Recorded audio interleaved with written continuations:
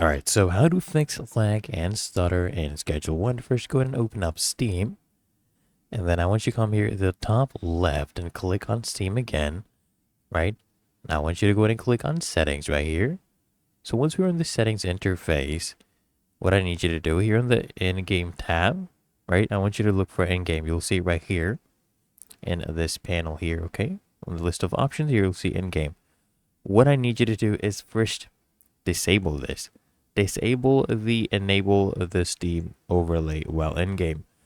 Now the reason I'm telling you this because sometimes what it does, this causes game issues from time to time, ranging from game lag to game crashing. So if this function is enabled in your game, go ahead and disable this. Okay, toggle this one off like this, right? Then next, press on your keyboard Windows plus R. It will open up run, or you can even search this up. That's also okay. Search up run. And then I want you to open this, right? Once we open this, you get it right here at the top left, at the bottom left, right? Type in sysdm.cvl. Then I want you to go ahead and click on OK. It will open this up for you, the system properties. So come here and click on advanced. Under advanced, you'll see performance. Okay. I want you to click on settings here. What we're going to do, guys, is we're going to come here to advanced again. And under virtual memory, I want you to go ahead and click on change.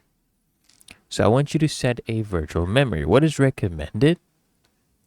Let's say you have a 4 GB RAM, right?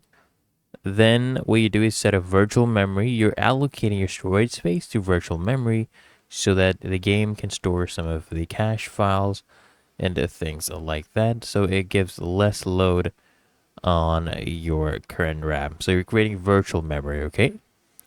Now you can allocate at least a minimum of 2 times your actual RAM. So if it's a 4 GB RAM PC, make at least 8,400, megabytes, because 1,024 megabytes is 1 gigabyte, 1 GB, right?